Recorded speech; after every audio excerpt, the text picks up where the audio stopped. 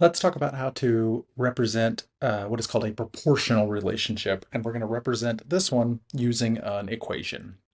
So the problem says Megan earns $12 an hour at her part-time job. Show that the relationship between the amount she earned and the number of hours she worked is a proportional relationship, and then write an equation for the relationship. So before we can start doing anything, we first need to define what is a proportional relationship. And a proportional relationship means a relationship in which the two quantities that we're measuring, so the two quantities, how can we say this? Let's say the ratio of one quantity to the other quantity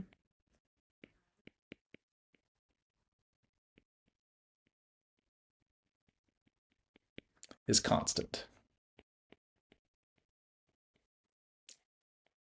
And just to refresh our memories, ratio is a word that means a fraction. So we're going to be writing some fractions here, and we want to show that when we write fractions to represent a relationship, the fraction is the same or constant every time that we write it. So Megan's earning $12 an hour at her part-time job. Let's just go ahead and let's start by doing a table of what that might look like. So let's do our table here comparing the number of hours that Megan works and the amount of money that she gets paid.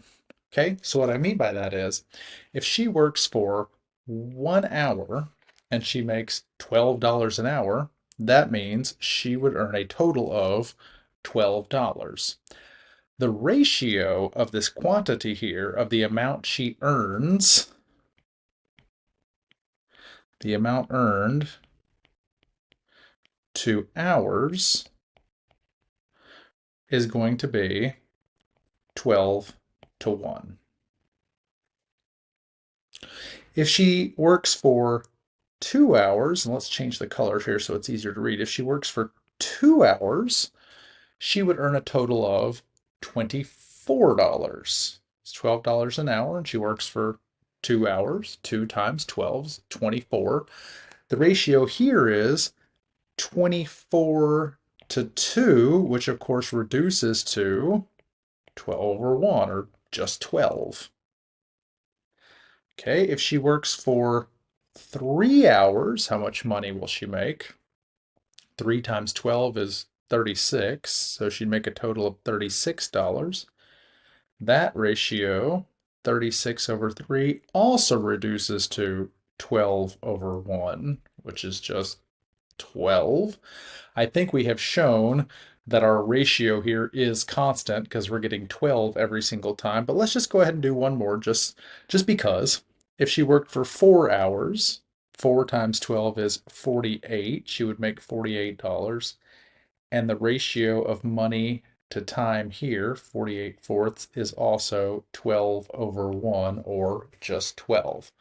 So the ratio here every single time is 12.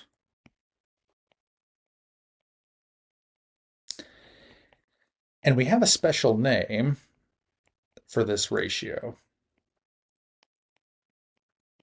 Whenever we have a constant ratio, whenever we have shown that we've got a proportional relationship because the ratio is constant, we call this the constant of proportionality. The constant of proportionality. That is the term that we use to describe the ratio when we have shown that it is the same every single time. Okay, so here we go. We've got our constant of proportionality. Now the question is, how do we write an equation to represent this relationship? Well, the equation of a proportional relationship looks the same every single time. You just have to learn one equation. Here's what the equation looks like. It's y equals k X.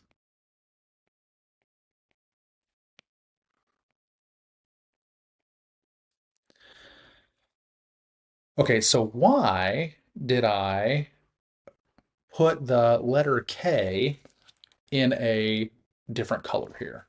Why did I do the Y and X in black and I did the K in a different color?